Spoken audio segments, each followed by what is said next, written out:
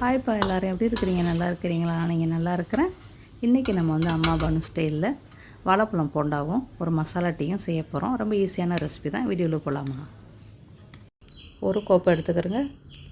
இதுக்கு வந்து நீங்கள் 2 வாழைப்பழம், பெரிய வாழைப்பழமாக இருந்தால் 2 எடுத்துக்கிறங்க. சின்னதாக இருந்தால் 4 எடுத்துக்கிறங்கப்பா. நல்லா நச்சுக்கிறங்க. சாஃப்டாக நச்சுட்டு சீனி போடுங்க.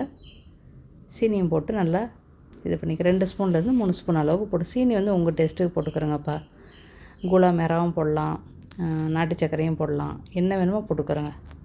அப்புறம் கொஞ்சம் உப்பு, கொஞ்சோன்னு ஆப்பச்சோடா, ஒரு முட்டை போட்டு கிண்டிக்கிறேங்க. கொஞ்சோன்னு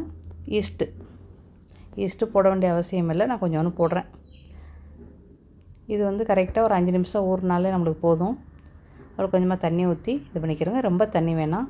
அதில் 1 கப்பு மாவு போடுங்க. அந்த மாவுக்கும் நம்ம கிண்டுன அந்த வாழைப்பழம் இதுக்கும் கரெக்டாக வரும். தண்ணிக்கு பதிலாக நீங்கள் பால் கூட, தேங்காய் பால் கூட போடலாம், அதுவும் நல்லாயிருக்கும். ஓகே. அப்புறம் கொஞ்சம் ஏலக்காய் தூள், அவ்வளோதான், முடிஞ்சிருச்சு. நல்லா மிக்ஸ் பண்ணி மூடி வச்சுருங்க. பேரந்தான் செய்கிறாரு இந்த வேலையை. இப்போ நம்ம வந்து ஒரு டீ போடலாம்.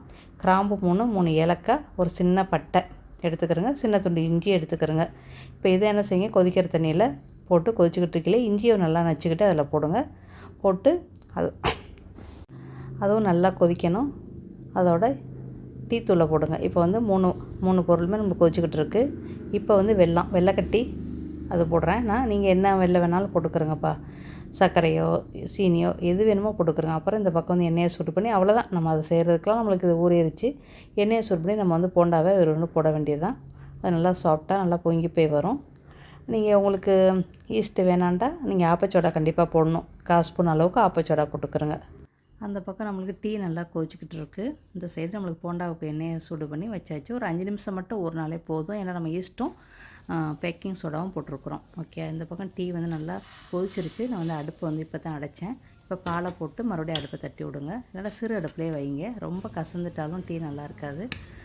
அவ்வளோதான், முடிஞ்சிச்சு. பாலை போட்டு நல்லா ஒரு கொதி நல்லா வரட்டும். நல்லா வந்த பிறகு சின்ன அடுப்பில் வச்சுட்டு கொஞ்சம் நல்லா கொதித்ததோட அடுப்பு அடைச்சிருங்க. அவ்வளோதான்.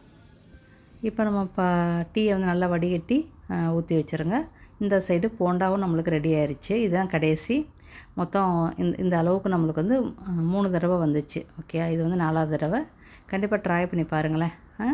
போண்டாவும் மசாலா டீயும் நீங்கள் வீட்டிலே செஞ்சு சாப்பிட்டு பார்த்துட்டு உங்கள் ஃபீட்பேக்கை சொல்லுங்கள். நீங்கள் எப்படி செய்வேன்னு முடிஞ்சால் கமெண்ட் பண்ணுங்கள். அடுத்த பதிவில் சந்திக்கலாம்.